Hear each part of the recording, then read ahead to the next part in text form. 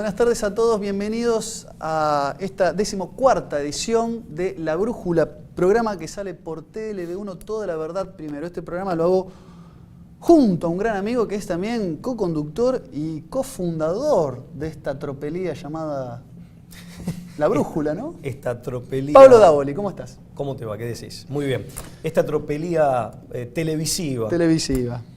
Bueno, pero no soy el responsable del nombre, o en todo caso no me corresponden a mí los créditos. ¿Te acordás cuando nos reuníamos para ver qué nombre le íbamos a poner? Sí, que eran programas de La Brújula en un bar y que después sí, que dijimos en esto tendría habría que que televisar Vamos esto, a televisar estas conversaciones que estamos teniendo, pero tuvimos nuestras cavilaciones respecto del nombre. Debo confesar que el nombre que se impuso finalmente, de mutuo acuerdo, fue el sugerido por Lucas, o sea que en todo caso el mérito es tuyo. Nos lo ha elogiado Alberto Güell, el filósofo, ¿no? Que también tiene un programa, o por lo menos ha tenido un programa en esta casa. Disenso se llama el programa. La casa televisiva, así es. Eso no es menor, no es una referencia menor, pero bueno, el mérito es tuyo. Y también tengo que admitir que los que se me ocurrían a mí eran horribles realmente, ¿no? Eran descartables. Sí, la verdad que en eso tenés razón. No, mentira. Por lo menos en algo. Tampoco me maté con la originalidad, me pareció que era jovial, pero tenía algún sentido que podría ser un poquito más profundo, no era tan explícito, necesitaba una mínima exégesis, alguna interpretación, y bueno, quedó La Brújula. Quedó, ¿no? La Brújula. Algo que intenta humildemente marcar algún que otro horizonte, y bueno, me alguna pareció referencia, alguna referencia, sí, una orientación. Sí, tratamos de llegar a todo el público en general, a todos los que se interesen por los temas aquí abordados, pero principalmente buscamos llegar a un público joven. Nos parece que en eso está depositada gran parte de... bueno, estamos en realidad en sus manos, nuestro legado es la juventud, y creíamos que bueno, un nombre así un poco jovial podría llegar a tener repercusión, por lo menos una amigable para cierto sector de la juventud. Sonar agradable, sí. Juventud de la que nosotros nos hemos despedido ya hace algún tiempo, pero que bueno, estamos ahí como en una bisagra, ¿no? Todavía tenemos algún atisbo, algún retazo queda. De jovialidad, de juventud. Girón, como dice el tango, tus girones de juventud. Este programa se consagra a la Virgen María, ¿no? En su advocación de Nuestra Señora de Schoenstatt, de la que somos devotos. Sí, conocida por su triple condición de madre, de reina y educadora, la que nos consagramos, y consagramos esta brújula que queremos brindar. Sí. Muy bien. Mater Admirabilis de Schoenstatt. Estimado amigo, ¿cuál es el tema de hoy? Bueno, hoy vamos a hablar de un tema del cual en realidad nos hicimos eco hace ya mucho tiempo, en nuestro primer ciclo, en el año 2014, en el programa número 3 más específicamente. Hablamos, el título del programa era Wall Street y los bolcheviques. Hablamos de los vasos comunicantes, los puentes establecidos entre la alta finanza mundial, ¿no? Constituida entre los siglos XIX y XX, la revolución bolchevique particularmente, y toda la financiación que estuvo detrás por parte de grandes banqueros. Hablamos de Olaf Ashberg en Suecia, hablamos de la Kuhn Loeb, de Jacob Schiff, es decir, hablamos la familia Barbour, indudablemente, a través de la banca Kuhn Loeb, de todos los elementos transmisores de recursos entre lo que fue la Constitución de octubre de 1917, ya 100 años, ¿no? Se van a cumplir de aquella gesta. Y bueno, y los intereses corporativos más concentrados para ese entonces de la banca mundial. Ese programa disparó, en realidad en su momento disparó muchas buenas críticas en general, tengo que decir que fue un programa muy elogiado, y nos han pedido retomar el tema. Y lo vamos a hacer este programa, si te parece, Pablo, pero no ya tanto desde la financiación común, desde el apoyo financiero, y también diplomático, mediático, político, militar, político, también de Rockefeller. O sea, hay que decir que esa tesis, creo que está debidamente demostrada, ha sido historiográficamente demostrada, ha sido abonada por múltiples autores. Anthony Sutton es uno, y de hecho el nombre Wall Street y los bolcheviques es el nombre de un libro.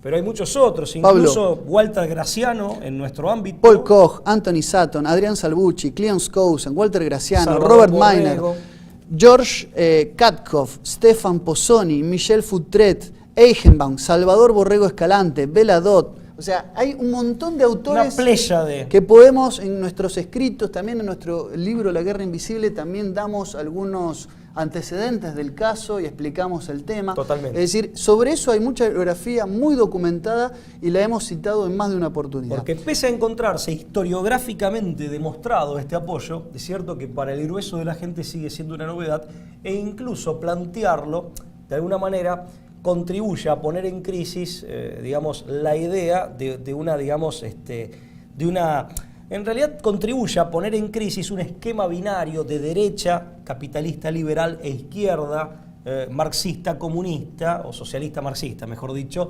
que es una visión muy acotada, muy simplista y en gran medida distorsionada, no solo simplista, sino en gran medida distorsiva. Y que se alimentó también por algunos teóricos en torno a la Guerra Fría, como Kennan, en la teoría de la contención, George Kennan, es decir, se alimentó ese mundo bipolar y dos ideologías, este esquema maniqueo, bipolar, dual, que no deja lugar a terceras posiciones, que no deja lugar a varias también, que son muchísimas y muy variadas, se alimentó desde ahí. Entonces hoy en La Brújula vamos a tratar de hurgar nuevamente en torno a esta problemática, pero no ya tanto desde las fuentes financieras, políticas, diplomáticas y económicas en general, sino desde las teorías, los fundamentos teóricos, las bases que nutren a estas ideologías que vamos a intentar demostrar. Las bases comunes. Son las mismas, exactamente. Vamos a entrar. Así que le vamos a pedir, por favor, no se vayan, quédense del otro lado, vamos a la presentación del programa.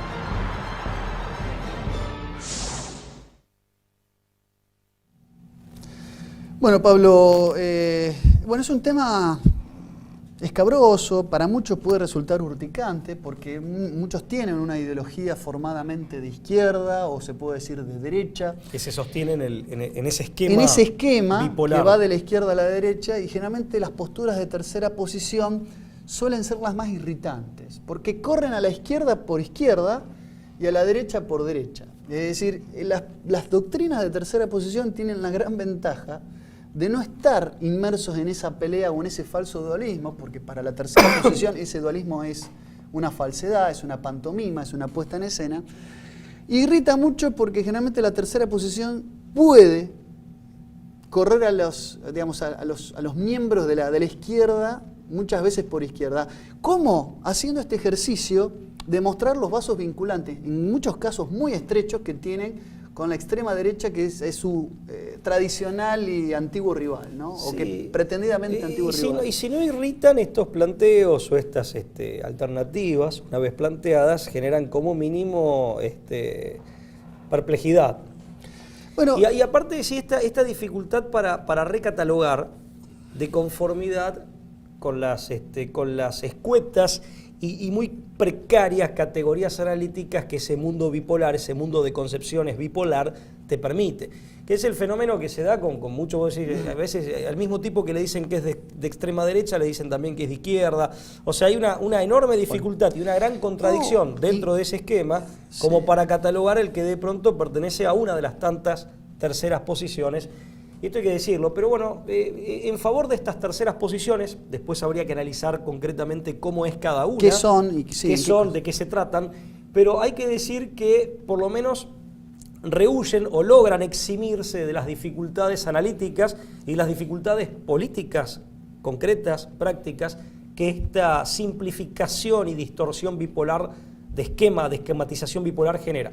Y como decía, creo que era Leopoldo Marechal, de los laberintos se sale por arriba, ni por izquierda ni por derecha, sencillamente hay que eximirse del laberinto que es esa estructura mental, ¿no? Por eso también está un poco a la moda hablar de cuarta posición, para involucrar que no se habla ni de derecha ni de izquierda, ni tampoco de un centrismo, que sería, claro, no es tampoco un centrismo, pero que estaría también dentro de ese esquema, sí, corrido a mitad de camino entre los dos extremos. Entonces, También se habla de cuarta posición a esto que llamamos algo que está directamente en la vereda opuesta, en la vereda de enfrente, que no comulga con un sistema basado en esos cánones o en esas categorías de por análisis. encima, diría por encima, Leopoldo por Marechal, fuera. o como dice Alain de Benoit en Francia, que es un autor que pertenece a un determinado tipo de tercera posición, sencillamente estamos, decía en los años 60, estamos en otro lugar. Se nos llama la nueva derecha, pero no somos ni de derecha ni de izquierda, sencillamente estamos en otro lugar. Precisamente lo que hoy se conoce como derecha o como derecha liberal, en algún momento fue la izquierda.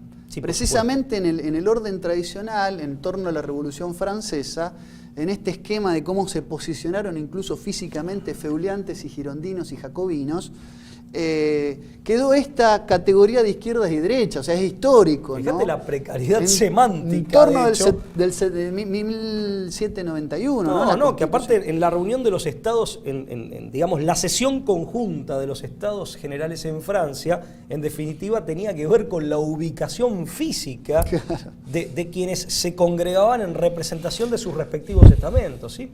Bueno, por eso, en realidad, el marxismo, que nace tiempo después, indudablemente, la izquierda marxista, hereda del liberalismo 3 elementos que son fundamentales y que el propio Antonio Gramsci, padre de la Revolución Cultural y de quien hemos también dedicado oportunamente algún programa, admite el legado.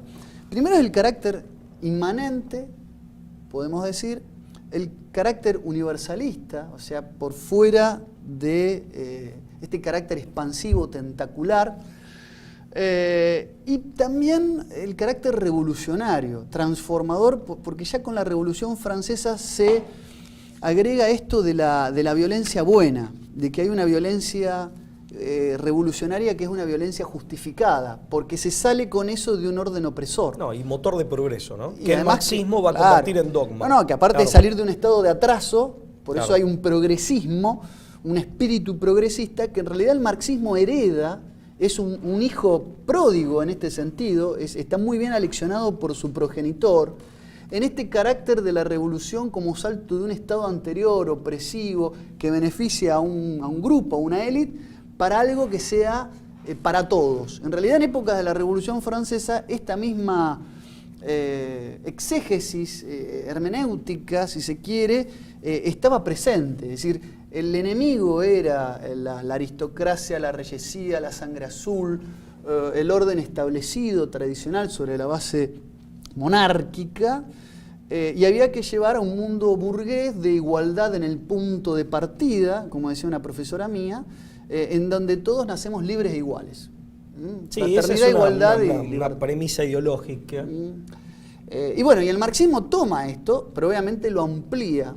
Esta profesora mía decía igualdad en el punto de llegada. No alcanza con las condiciones de base, sino que también hay que garantizar de que todos tengan, en última instancia, por igual, y ese sería el orden de la revolución comunista o socialista, teniendo en cuenta los distintos matices. Sí, Norberto Bobbio también es un hombre que se dedicó, digamos, a analizar esta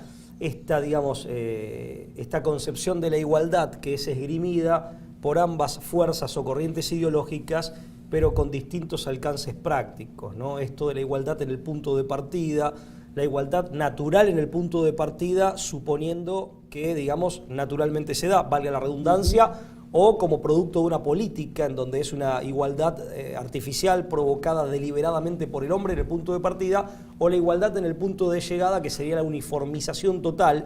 Insisto, ahí de derecha a izquierda, ambas corrientes con todo el espectro de matices intermedios enarbolan el ideal y enarbolan la concepción igualitarista, isonómica, pero en definitiva le atribuyen distintos alcances. Lo que pasa es que también en el tiempo, al tratar de implementar estas ideas, se topan con los imperativos y con las exigencias de la realidad. Como les pasó a los soviéticos, esto lo cuenta muy bien Stan Popescu, en Autopsia de la Democracia, un estudio de la antirreligión, les pasó a los soviéticos cuando tuvieron que jerarquizar, sobre todo en el contexto del esfuerzo bélico, tuvieron que jerarquizar trabajadores vinculados a la industria bélica. Y al jerarquizar conforme al mérito rompían la concepción isonómica o la regla de la isonomía a despecho de la propia ideología, pero por un imperativo de la realidad concreta de los hechos, ¿no? Sí, esa igualdad total, ¿no? Sí, colectiva. Sí. Ese Sí, no esa colectivismo. estandarización uniformante. Bueno, el tema de la igualdad es un tema que ameritaría un programa por Aparte. sí mismo. También tenés la igualdad en el sentido de equivalencia, que es propia de la izquierda posmoderna, en donde todo es diverso, todo es distinto, por eso se hace el elogio de la diversidad, pero todo vale por igual, Claro. en el marco de un relativismo absoluto, El pluralismo, nihilista. el mal llamado pluralismo Claro, actual, ¿no? y tenés a la inversa, tenés la igualdad de uniformidad, en donde, por decir algo y para graficarlo vulgarmente, pero de manera ilustrativa, todos nos tenemos que vestir de verde, nos tendríamos que vestir de verde. O sea, una isonomía de igualdad, de uniformidad, indicaría que todos tendríamos que tener el mismo color de cabello. Por decir algo, el mismo corte de cabello. Claro. Lo de color es mucho más accesorio, pero el mismo corte. Entonces, la igualdad en el sentido de uniformidad es a todos lo mismo, a todos exactamente lo mismo, y de esa manera se estandariza, es muy colectivista, es muy del comunismo, del socialismo marxista clásico. La igualdad en el sentido de equivalencia, todo es distinto, pero todo vale por igual, insisto, en el contexto de un nihilismo, de un relativismo absoluto. Bueno, eso es propio del progresismo posmoderno, ¿no? Por eso digo que, pero todos en definitiva esgrimen la igualdad en alguna significación u otra, o con algunos alcances u otros, ¿no? Sí, en este punto concreto, volviendo a la pluma del propio Gramsci, la adecuación moderna y usuraria de la religión dada por el protestantismo, el antropocentrismo renacentista, y a su turno la Revolución Francesa, son la antesala histórica, no por nada, de lo que son las condiciones preparatorias que él llamaba para la posterior revolución marxista. Sí, entonces, son pasos, hay un gradualismo revolucionario. Claro, pero hay un reconocimiento de un legado. Paradójicamente. De un legado. Sí. Y cual, digamos, cual padre que habla con o tiene a interlocutor a su propio hijo, yo tendría que decir que en ambos, además del espíritu transformador, progresista que tienen en común, hay un elemento más que es la capacidad de autorreciclarse que tienen. Tanto el liberalismo, como vamos a ver ahora, como el marxismo, han tenido a lo largo del siglo XX, el siglo XIX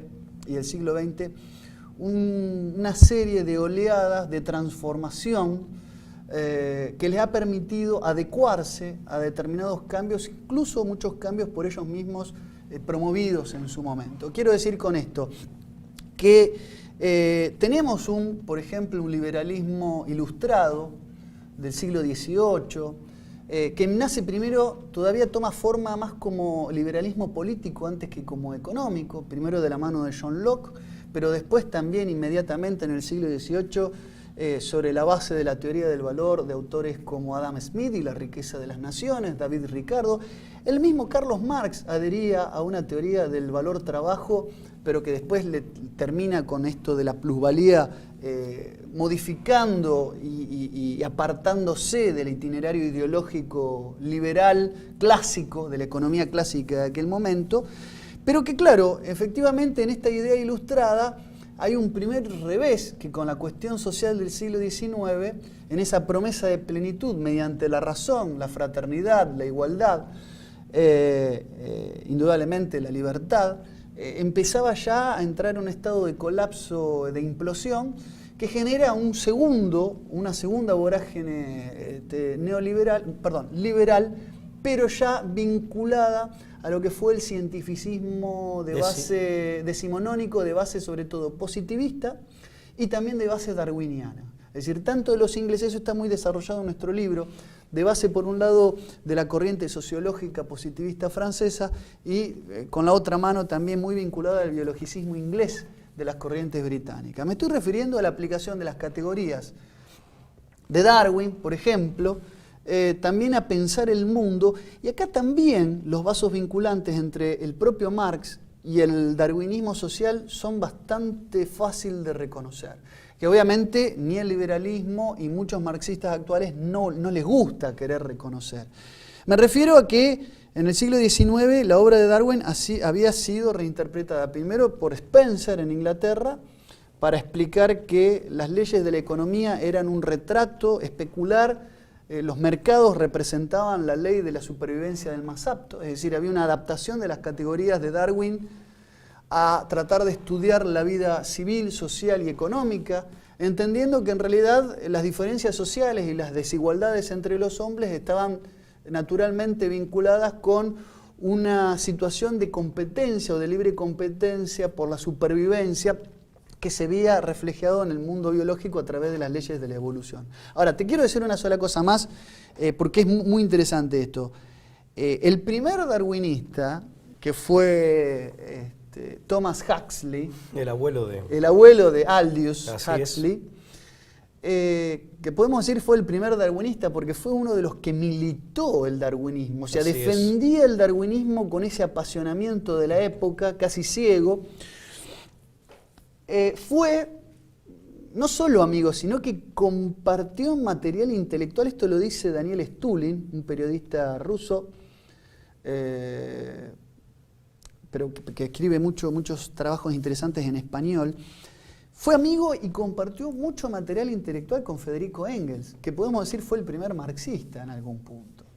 O sea, colaborador, economista y colaborador de los principales trabajos de Marx, y el ¿no? que permitió también que Marx se dedicara, al menos durante parte de su vida, a la actividad intelectual. Claro, correcto. Ahora, una cosa importante antes de pasar pero al marxismo. No es ad hominem esto, digo, No, en realidad no, hay documentos que demuestran la relación entre el darwinismo incluso y el había marxismo. relaciones personales Claro. y podemos suponer a partir de las mismas una cierta influencia ideológica.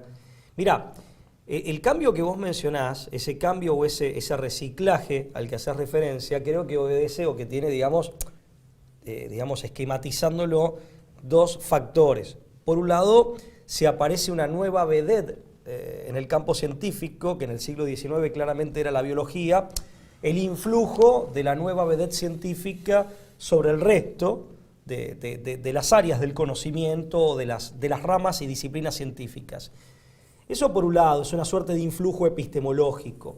Esto pasa todo el tiempo. En el siglo XVIII y en el siglo XVII había pasado con la mecánica como capítulo de la física que se había convertido en la vedette científica del momento. Con las interpretaciones mecanicistas, cuyo eco está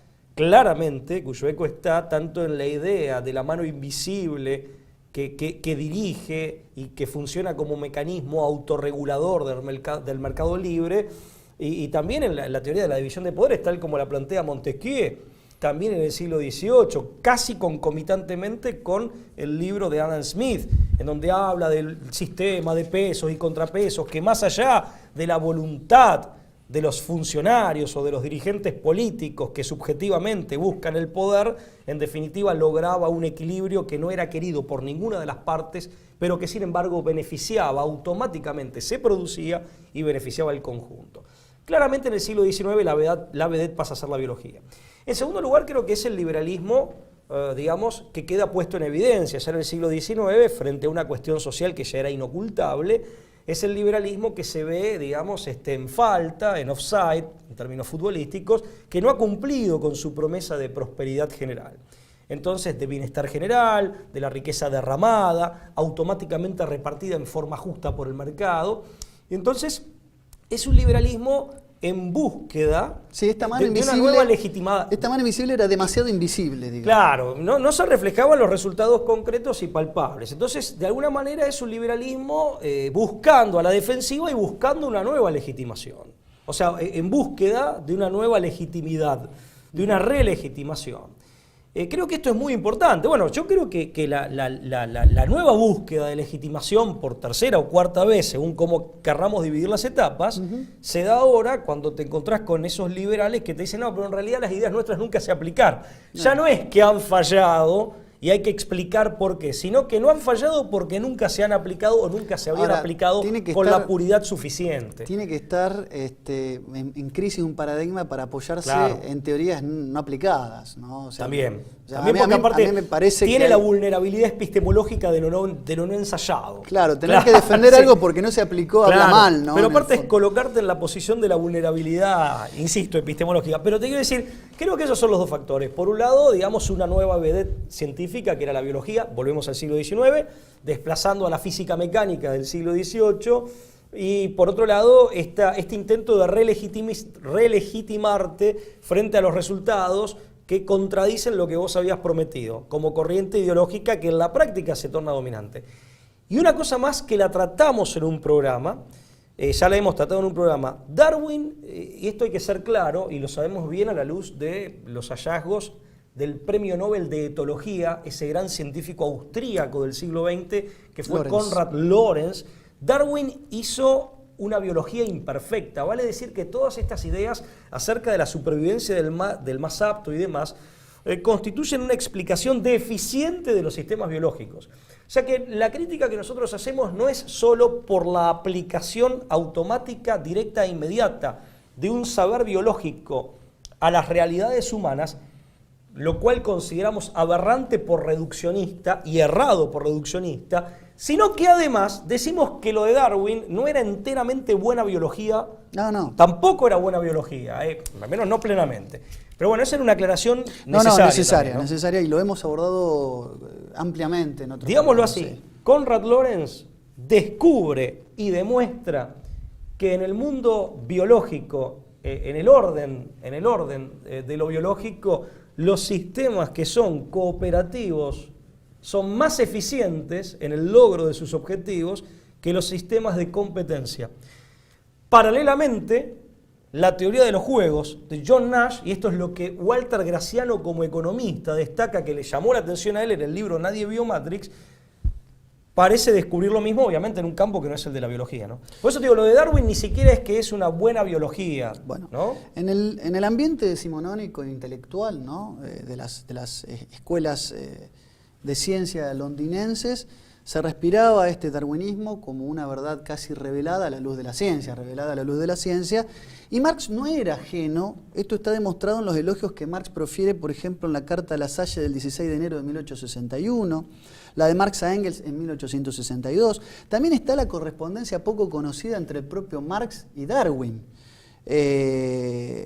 La respuesta, por ejemplo, que envió de la segunda edición del primer libro del Capital por parte de Marx. Es decir, Marx le regala un libro del Capital a Darwin. El 1 de octubre de 1873 existió también una respuesta de Darwin a una carta de Marx en la que pedía autorización para dedicarle el libro segundo del Capital, que lamentablemente hoy no se conserva, del 13 de octubre de 1880. Es decir, si bien había en Marx todavía un hegelianismo que miraba la historia como procesos de ruptura dialéctica y no como un continuum devenir evolutivo, es verdad que las ideas de Darwin y ese materialismo biologicista, todavía biologicista del darwinismo, le sirvió para hacer una lectura y reinterpretar y tomar incluso también como inspirador las tesis de Feuerbach, ¿no? Esto del Der Mensch ist was ist, es decir, el hombre es lo que come. Esta idea de un hombre natural basado en mecanismos de causalidad, relaciones de causalidad material, que le inspiró también a lo que en Feuerbach, en la esencia del cristianismo, como obra magna, hablaba de que la religión, por ejemplo, es un opio de los pueblos. Son ideas que caben tanto en el ambiente biologicista decimonónico de los círculos darwinistas, como también en el marxismo, ¿no? Y de esta misma vertiente, por no decir basofia nutricia, salen las principales teorías tanto del liberalismo más recalcitrante de la época como del marxismo que estaba en su estado de gestación intrauterina, ¿no? Hay que decir algo, ¿no? También, y también para decirlo sin ambajes y yendo de manera directa a la médula ósea. Es cierto también que todo materialismo, toda negación de las realidades espirituales en el sentido lato, conduce necesariamente a un fatalismo, vale decir, conduce necesariamente a un determinismo. Vale decir, conduce a la negación de la libertad humana.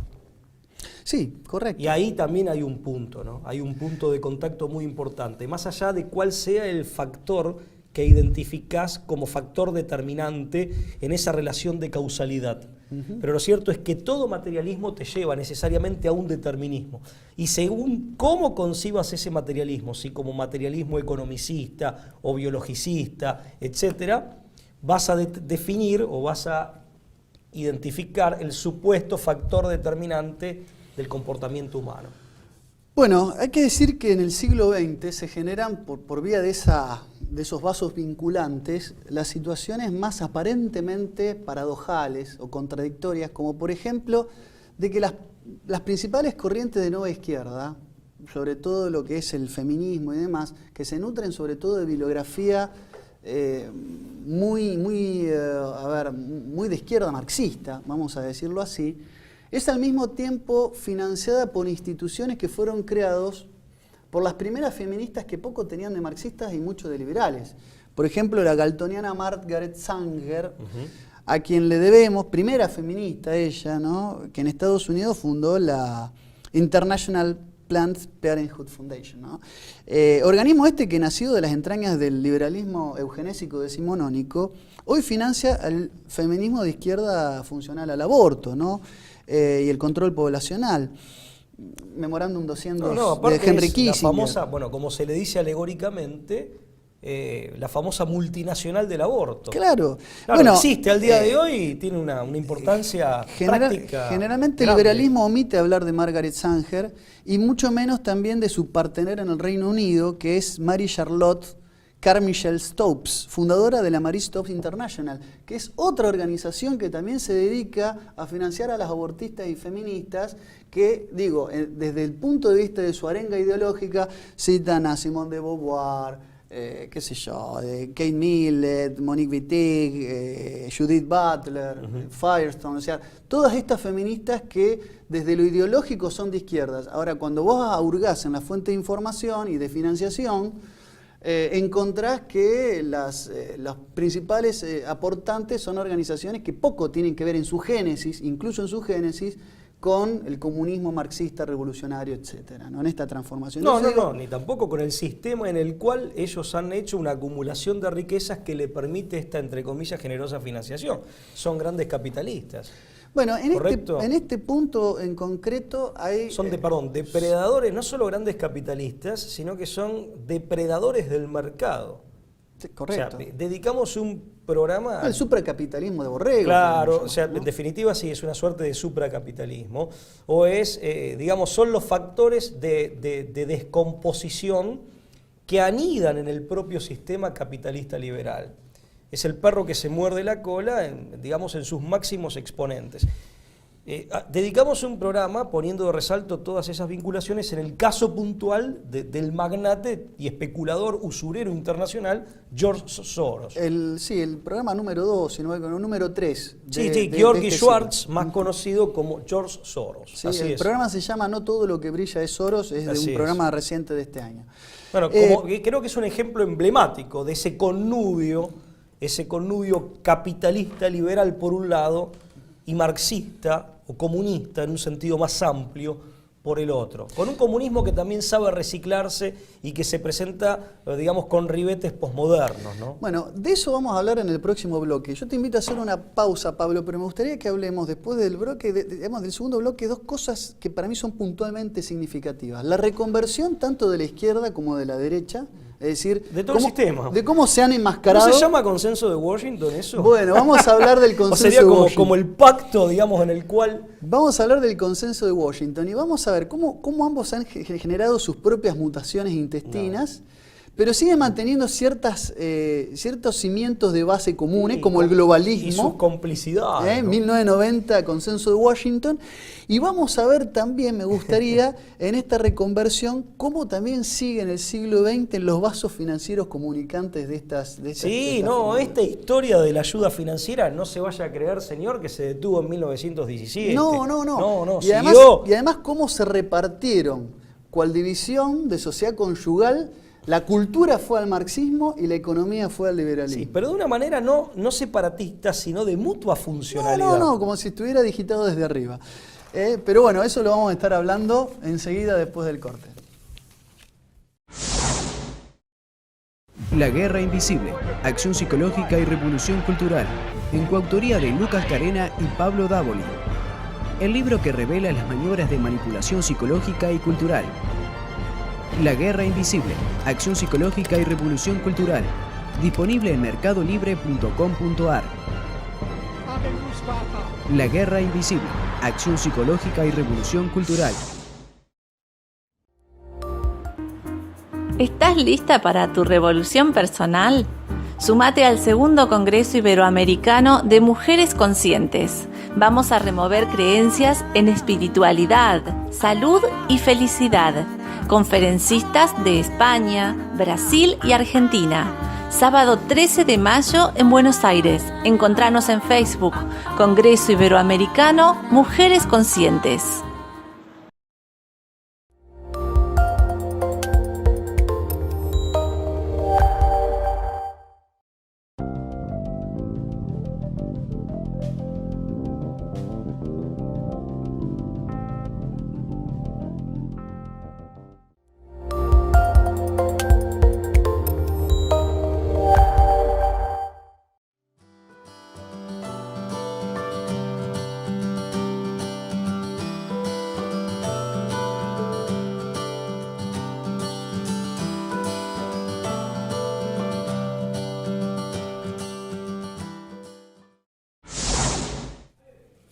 Muy bien, esto es La Brújula, nuestras líneas están abiertas para que se comuniquen con nosotros, tenemos cuentas creadas en Twitter, en Facebook, estamos a disposición siempre para recibir críticas, inquietudes, comentarios, opiniones, y nos nutrimos realmente mucho de una manera muy enjundiosa, ¿no? Lo que hemos recibido, tenemos algún delay, algún retardo en la respuesta. Un retardo general, que es importante, preciso sí, es admitirlo, y desde ya que pedimos nuestras disculpas, pero sinceramente nosotros oportunas y merecidas disculpas. Somos sí, nuestras respectivas secretarias, sí, los respectivos secretarios y adláteres, escuderos de nosotros mismos, con lo cual es una tarea que muchas veces se nos dificulta acometer por el volumen de la misma y el tiempo que demanda. De manera tal que pedimos disculpas y en todo caso, lejos de ofendernos, nos ayudaría en el caso de que algún televidente quiera manifestarnos una inquietud con alguna premura, que la reitere sin ningún problema. Lejos de molestarnos, nos hace un favor. Bueno, ya bien entrado el siglo XX, si bien es fundada en 1895 precisamente, solo por citar un ejemplo, uno de tantos ejemplos, la London School of Economic and Political Science, redil de la Escuela Austríaca de Economía, redil donde, por ejemplo, Friedrich von Hayek invitó a Karl Popper a dar clases, a dar sus monsergas en contra de los enemigos de la sociedad abierta y del colectivismo. Fue creada por miembros de la Sociedad Fabiana. Claro, fíjate ahí nuevamente ese connubio, ¿no? Esos vasos comunicantes muy elocuentes. Popper aparte una suerte de referente intelectual para Soros. Sí, también lo dijimos. El gurú intelectual de George Soros. Bueno, la LSE fue fundada en 1895 por miembros de la Sociedad Fabiana, Sidney y Beatrice Webb, Graham Wallas, George Bernard Shaw y la ocultista neo-teósofa Annie Besant, ¿no? Amiga y íntima de Leadbeater, con quienes de manera conjunta defendían a obispos pedófilos anglicanos, esto es de público conocimiento, y con fondos aportados por un filántropo privado de apellido Hutchinson, montaron la LSE, la London School, vamos a llamarle amistosamente. Ahora, la Sociedad Fabiana es la misma que también, con fondos de un argentino de origen judeo-alemán, José Félix Weil, funda también en torno a la Universidad de Frankfurt la llamada... escuela mal llamada. Sí, el Instituto de Investigación Social, más conocido como Escuela de Frankfurt. Sí, que en rigor de verdad es un nombre injusto para la Universidad de Frankfurt, e injusto que sí para vio nación, Alemania. Incluso para los frankfurteses sí, y para los alemanes en general, porque esta gente en rigor de verdad desarrolló sus estudios, que son los estudios que tanta crítica de nuestra parte merecen en los Estados Unidos, no en Alemania ni más específicamente en Frankfurt. Bueno, pero digamos así, ¿no? Pero bueno, ahí se aglutinaron ahí inicialmente. La fundación sí, se la debemos a ambas instituciones, una neoliberal y otra neomarxista, se la debemos a la Sociedad Fabiana, la inglesa Sociedad Fabiana, que estaba muy vinculada con el Partido Laborista Británico. A la que perteneció Orwell. Claro, entre otros. Y hay que decir la verdad, también hay que comprender que en este mismo vaso vinculante, muchos de los fondos que después promovieron a los miembros de ambas escuelas vinieron del Instituto Tavistock y de la Fundación Rockefeller. Esto también hay que decirlo. Es decir, bueno, esas migraciones que hicieron tanto los frankfurtianos como muchos miembros de la escuela austríaca se llevaron adelante con fondos de la Fundación Rockefeller. Perdón, Lucas, y si bien en el primer programa de La Brújula... Me generó muchos enojos el caso de von Mises, que en la biografía de Mises... Bueno, pero pudiste acreditarlo. De Mises Institute, en la propia habla de incluso los fondos que percibía Ludwig von Mises en esta, bueno, a través de la Fundación Rockefeller. Incluso fue su única vía de sustento entre el año 41 y el año 1945, ¿no? Esto después, si querés, podemos citar las fuentes debidamente, está todo documentado por portales de divulgación de los propios intelectuales, ¿no? Ahora, decir, perdóname, la Escuela de Frankfurt, la mal llamada Escuela de Frankfurt, en definitiva, algunos de sus exponentes, como Adorno, por ejemplo, participaron del Proyecto Radio, ya instalados en los Estados Unidos, famosísimo Proyecto Radio, que en nuestro libro describimos en todas sus etapas, también con un financiamiento, y gracias a un financiamiento de la Fundación Rockefeller. Sí, sin duda. Por eso digo, acá hay un proceso de reconversión de ambas posturas, y hay un punto central que es lo que habíamos dejado también en el tintero, en el anterior bloque, que tiene que ver con lo que pasa con la desactivación, dice Salvucci, en el cerebro del mundo, casi desde arriba, sigilosa, sin protesta alguna, de la Unión de Repúblicas Socialistas Soviéticas, ¿no? En el año 89, caída del muro, año 92, finalización a través de la apertura y la reestructuración, Glasnost, perestroika, ¿no? Esta reestructuración, transparencia, reestructuración, que fue una caída simbólica, pero que encerraba también un nuevo orden internacional que auguraba lo que ya se venía barajando con la crisis de los estados de bienestar, de los welfare state durante la década del 70 y del 80, y tenía que ver precisamente con un mundo global, un mundo globalizado. Mundo globalizado que en el consenso de Washington tuvo también su secuela con el Foro de San Pablo, ¿no? Donde, siendo anfitrión en aquella época Ignacio Lula da Silva, aparecieron los primeros grandes líderes populistas. Ya estaba, bueno, Fidel Castro, Chávez, estaba, por supuesto, Evo Morales. Todos que llamativamente, una década después, se consolidaron en el poder. Llamativamente digo porque del Foro de San Pablo salieron los principales líderes populistas en Latinoamérica.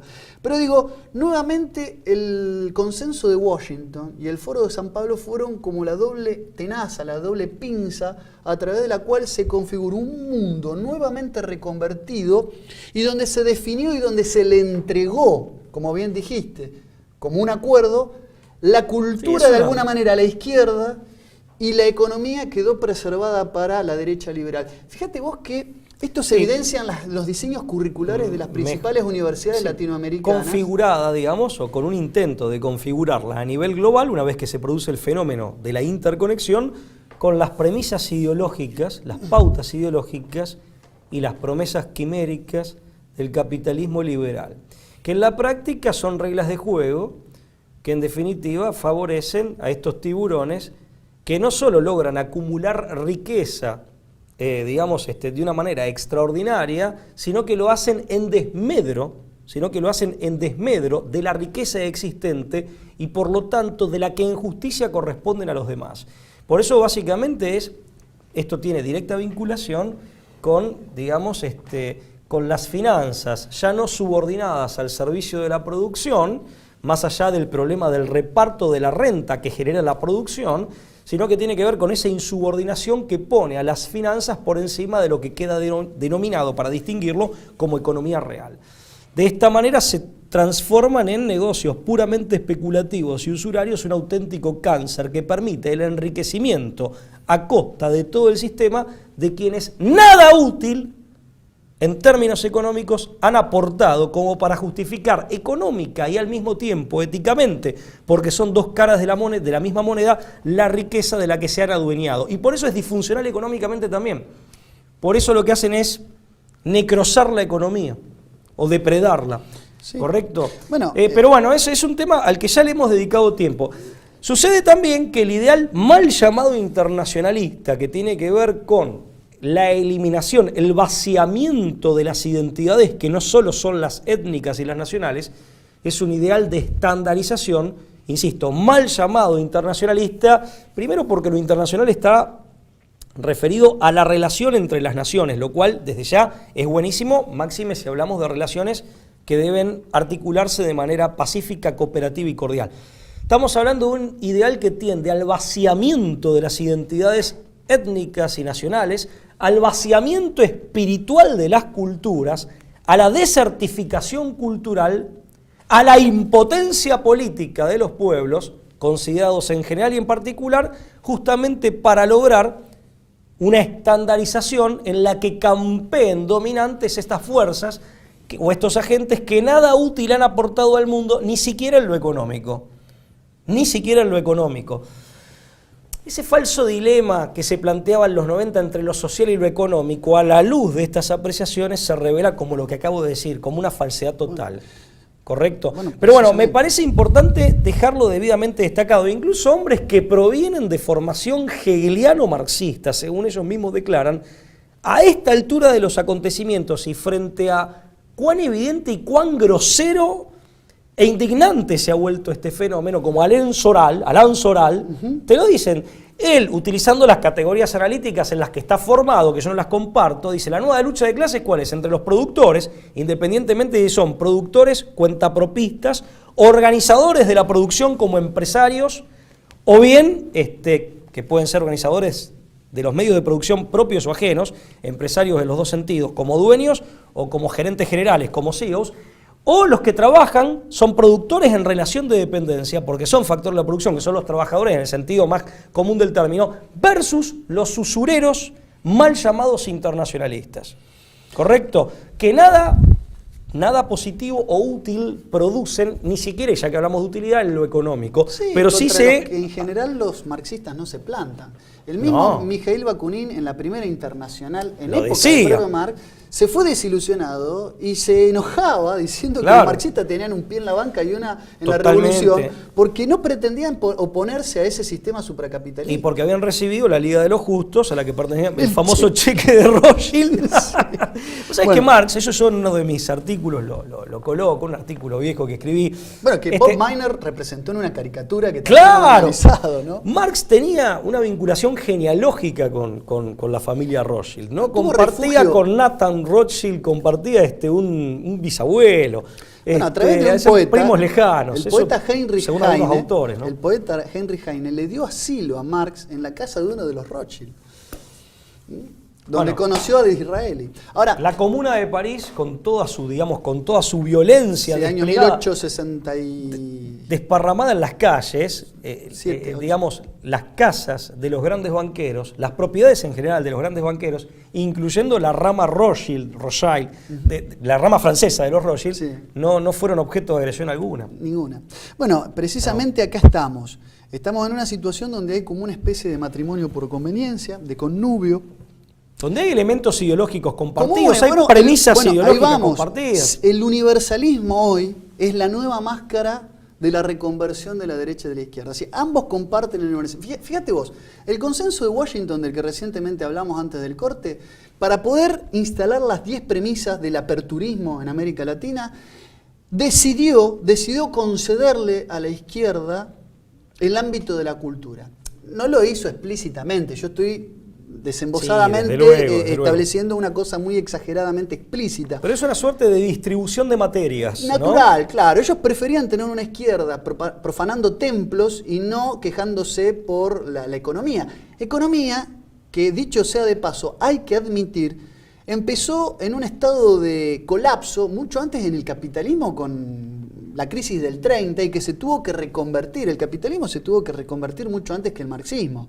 A punto tal que el estado de bienestar y el keynesianismo fue como una solución intermedia, a lo cual hoy, por ejemplo, el liberalismo más anarcocapitalismo considera un triunfo del socialismo y no del capitalismo. El estado de bienestar para el anarcocapitalismo, es decir, anarquismo político y capitalismo económico, considera que el estado de bienestar y el keynesianismo son un triunfo del socialismo y no del capitalismo. Que eso significa, esto hay que decirlo también, si no parece es, como que los trabajadores siempre estuvieron a gusto con el capitalismo y la izquierda se cayó por sí sola. Esto que dijiste también, eso de decir es desarticulación del Estado como ente político, vaciamiento de poder, sin el cual el Estado sencillamente no es, y por otro lado cuando decís, y el capitalismo a sus anchas, en realidad las fuerzas dominantes del mercado, en ese sistema que tiende por su propia lógica, por su propia dinámica a la concentración, eso significa gobierno de los oligarcas. Eso se llama oligarquía plutocrática.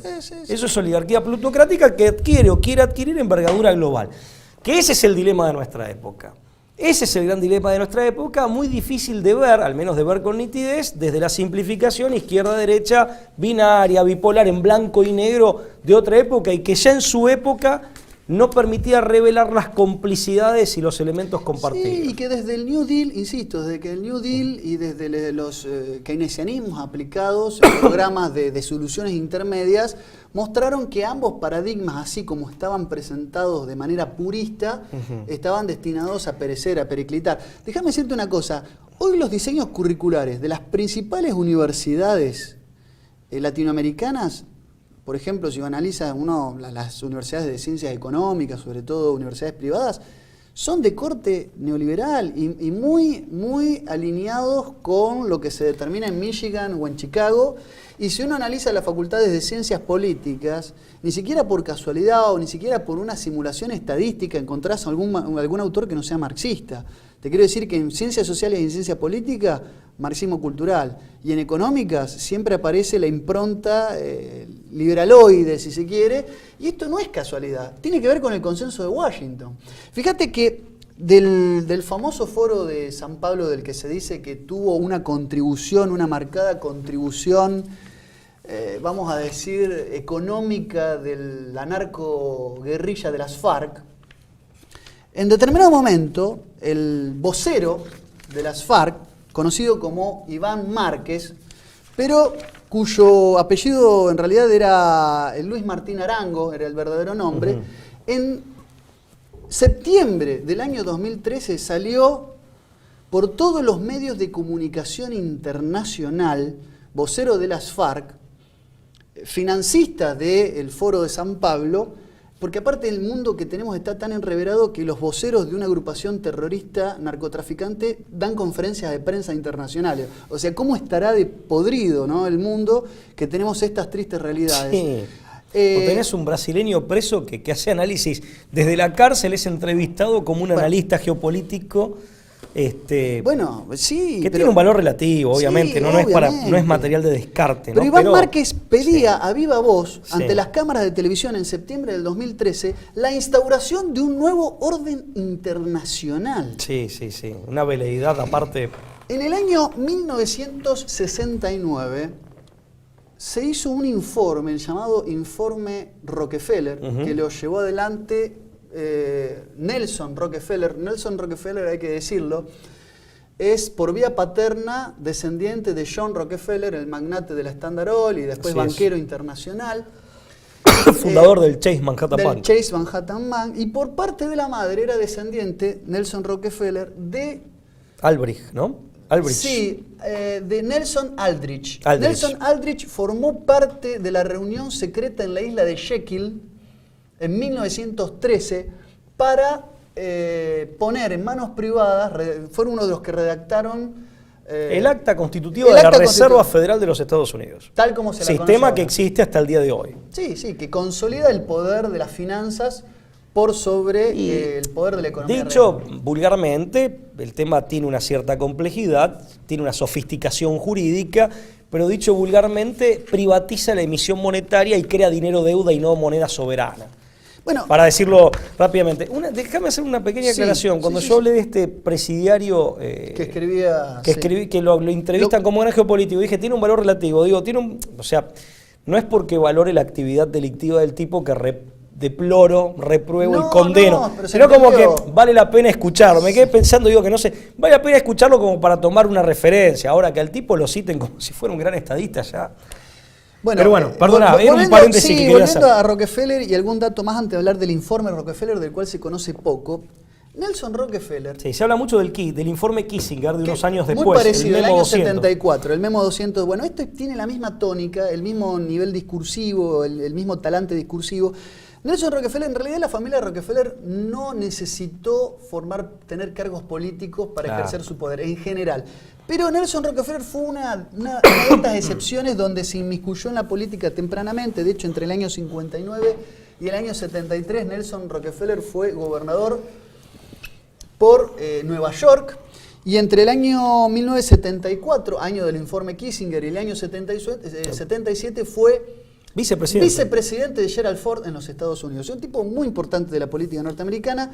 Esgrimió este informe que se llama el informe Rockefeller. En el informe Rockefeller del año 69, del 30 de agosto de 1969, Rockefeller escribía precisamente cuáles eran los problemas para la integración latinoamericana. Hablaba del hemisferio occidental. Proponía construir una Secretaría de Asuntos Hemisféricos y un Instituto de Asuntos Hemisféricos, de donde se digitaba ya y se perfilaban estas ideas de que había que generar un espíritu revolucionario en lo político y un espíritu conservador en lo económico. Y fíjate vos lo que dice el informe Rockefeller acerca de cuáles eran los problemas y las amenazas en Latinoamérica. Dice, la principal amenaza en Latinoamérica, no lo dice así, pero lo describe de esta manera, es el nacionalismo. La curva del sentimiento nacionalista está en ascenso al tiempo que estas sociedades luchan por una mayor identidad nacional. Pará ahí, parezco el periodista argentino Alejandro Fantini. Sí. Pará ahí. Esto decía el informe Rockefeller. Lo dice en plena Guerra Fría. En plena Guerra Fría. O sea, no dices el comunismo, no. los movimientos de izquierda. A poco tiempo de la crisis de los misiles. Claro. Ahí nomás. Es el nacionalismo. En un contexto, digamos, como el latinoamericano, que servía de caldo de cultivo a los movimientos revolucionarios. La autoafirmación, dice, la identidad nacional y la autoafirmación son los problemas con los que se va a enfrentar la hegemonía norteamericana sobre los estados nacionales latinoamericanos.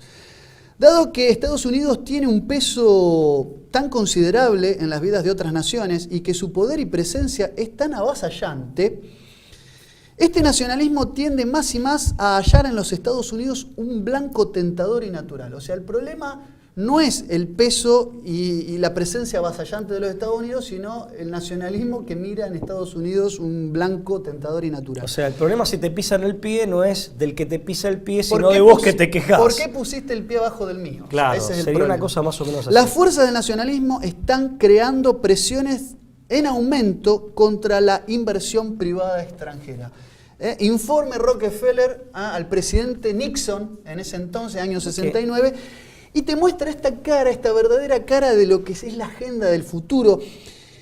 El Club Bilderberg, Pablo, para la próxima reunión que se va a dar entre el 11 y el 14 de junio del 2017, en el Hotel Interalpen en Austria, tiene como tópico principal de la agenda el nuevo esquema que se viene para debatir entre los líderes mundiales. Líderes mundiales, los invitados del Club Bilderberg, porque ahora se define el mundo en reuniones de un club. Eso es otra de las tantas y tan variadas contradicciones del mundo. Una reunión de club define los destinos de Occidente. Sí, pero parte haciendo con un discurso que supuestamente es democrático, o de gente que viene de democracias. Obviamente que los tópicos son el Brexit y el surgimiento del nacionalismo a nivel internacional. O sea, la discusión del siglo XXI gira en torno a es nacionalismo versus globalización. Yo te voy a decir algo más, porque la palabra nacionalismo de pronto sabemos que en España tiene connotaciones que son muy diferentes a las del resto del mundo hispano parlante. Esa en primer lugar. Ya la suscribo antes que la digas. No, y en segundo lugar hablamos, insisto, de las identidades que son etnoculturales, que son nacionales y se proyectan a lo político y que tienen que ver también, y aparece otro factor, el quiénes somos, lo particular en lo universal, cómo nos relacionamos con los otros que también son particulares en lo universal y tienen que ver no solo con el arraigo en el suelo, sino con la elevación al cielo. Y aquí viene el sentido de trascendencia. El arraigo, el que suelo. el liberalismo niega en la práctica, que al capitalismo liberal como fuerza de dominación no conviene, y que el marxismo niega en la teoría dogmáticamente, y que también detectó como el auténtico enemigo ese marxista lúcido, lástima que marxista, que fue Antonio Gramsci, o parcialmente lúcido, vivo, pero lo que tenía de lúcido Gramsci era por la formación clásica y no marxista que tenía, de la que carecía un hombre como Marx. Entonces, fíjate que Gramsci es un marxista que piensa muchos temas de manera aristotélica. Pero bueno, lo fundamental es, volvemos al tema de las identidades, que insisto, nos hablan de un arraigo al suelo, de una relación desde la propia autenticidad con los demás y con sus respectivas autenticidades en ese todo orgánico que es la humanidad, y una relación con el cielo, es decir, con el sentido de trascendencia. No en vano, el otro enemigo que se señala en el informe, y fíjate que son los enemigos que señala o señalará Gramsci desde la izquierda, es la Iglesia Católica. La cruz y la espada, dice. Bueno. Como un libro, Salvador Borrego escribió un libro. Y son los enemigos que señalaba en los 90 Fukuyama. Ese hegeliano, covegiano, pero que trabajaba para el capitalismo liberal.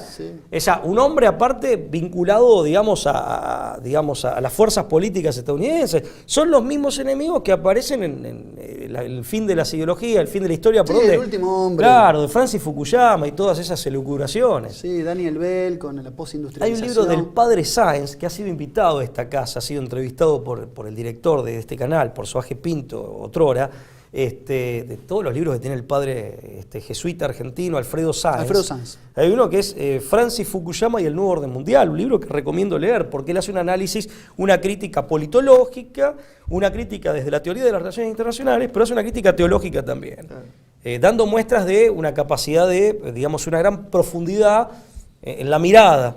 Sí, Fukuyama tenía la intención de precipitar el unipolarismo, y ya lo quería anunciar con cierto triunfalismo. Pero obviamente que desde la teoría se quería generar y fundar una realidad, una nueva realidad ideológica. Someternos a un mundo ya sin ideologías. Pero en realidad es más ideológico que esto. Eso, claro. O sea, no sí, totalmente. Pablo, lamentablemente tengo que decirte... Se nos acabó el tiempo. Se nos acabó el Ese tiempo. bien escaso por definición. Pero quisimos agregar aquello que en su momento, en 2014, habíamos hablado, de no dejarse engañar, ¿no? De que ninguna crítica que venga desde la derecha a la izquierda o viceversa, de la izquierda a la derecha, es en el fondo de esta perspectiva que nosotros tratamos de promover, genuina, en último término genuina. Bueno, no esa es nuestra posición, pero por lo menos decirle al público, esa es nuestra posición que intentamos fundar y avalar en estos espacios. Que piense con el cerebro propio el público. Que piense con el cerebro propio, y no el ajeno. Nada, y hay un imperativo analítico y epistemológico que es: no se dejen corsetar ideológicamente, y menos en una lectura binaria, ni etiquetar, de blanco y negro, que como mínimo es anacrónica, como mínimo, por decirlo menos. Sí. Bueno, esto ha sido todo. Les agradecemos nuevamente por estar del otro lado. Es una pequeña contribución más a un tema para debatir, para despertar inquietudes, para compartir. Y bueno, nos reencontramos como siempre todas las semanas por TLB1, por la pantalla de TLB1, así que nos despedimos. Hasta la próxima, si Dios quiere. Hasta la próxima. Chao, hasta luego. Gracias.